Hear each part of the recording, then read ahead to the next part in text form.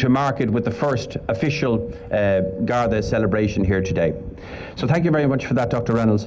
The next speaker we have is our Chief Superintendent. This man is a native of County Leitrim, and he previously led the Garda National Roads Policing Unit. He has served in Sligo, in Longford and along the border. So he's a man of great ability and of great service. He is currently the Chief of Longford and Roscommon, with responsibility for County Mayo. Would you please welcome Chief Superintendent Ray Mc Mahon.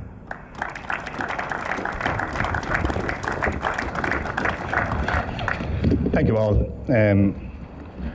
If I could just really echo the sentiments of Tony and of Dennis, just in welcoming you all, our TDs, our councillors, most importantly our members of the public, members of the Defence Forces, members of Garda Síochána, and of course members of the Kerrigan family.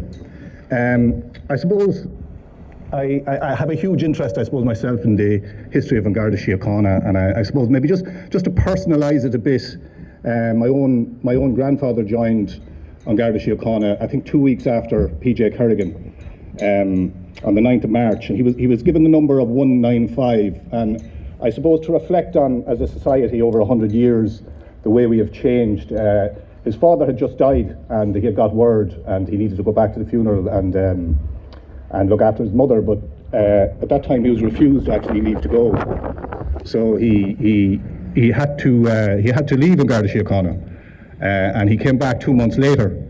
And when he came back, he joined again, and he was given the number 1212. So in those intervening 2 months, over 1,000 people had, I suppose, answered the call and joined Garda Síochána. And they were pretty hard times. Members would not be allowed to get married for 7 to 8 years. They'd have to live in the barracks such time as they got married. I have recollections of my father, or my grandfather. He was a sergeant in charge in Donegal, in a beautiful station overlooking Donegal Bay. But I'm thinking of the time where his whole family had to live there with all the Gardaí, and it just shows you how things have developed since then. And even my own father, when he joined back then, the members of Garda Síochána worked solid for a month, and they might have got 1 day off if the sergeant let them. And actually, even to get married at that time, you needed your sergeant's permission, and your sergeant had to approve of your bride. I'd love to have been a fly on the wall to hear some of those conversations if there was a few refusals on that count. A lot of that changed, I think, with the Conroy Commission in the 70s, and I think the work conditions of Garda Síochána changed a lot, and thankfully, but so did society.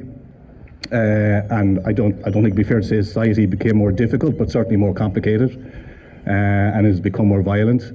And the role of Garda Síochána to a large degree may have changed somewhat, and it has become quite challenging. And not to say that it wasn't always quite challenging, but I do think the one thing, and looking back and looking when I see members and I talk to them, the one thing that really inspires me is one thing that's carried us through in Garda Síochána for the 100 years is our sense of duty.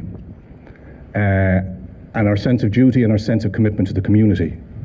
I think it harks back to, as Kennedy called it, not asking what your country can do for you, but what you can do for your country. And I think that has been instilled strongly in the members of Garda Síochána. And I think it has carried us through that 100 years, through quite some difficult times. 89 members of Garda Síochána have lost their lives in the course of their duty.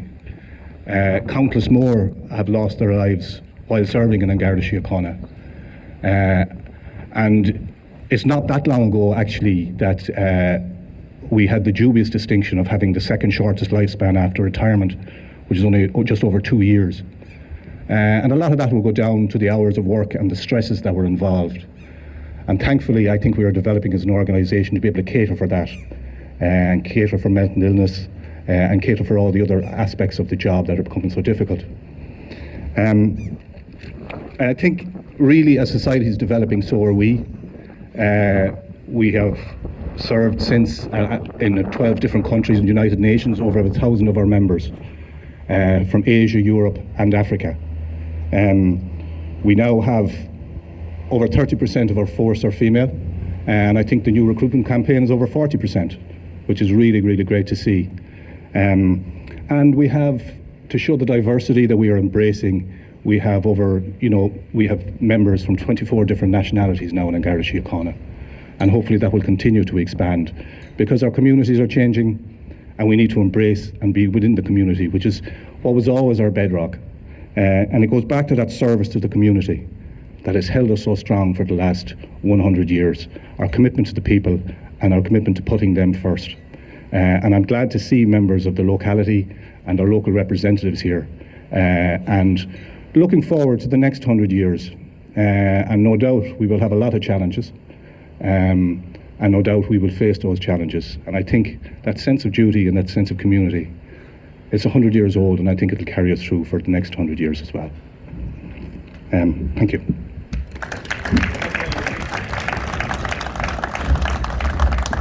Thank you very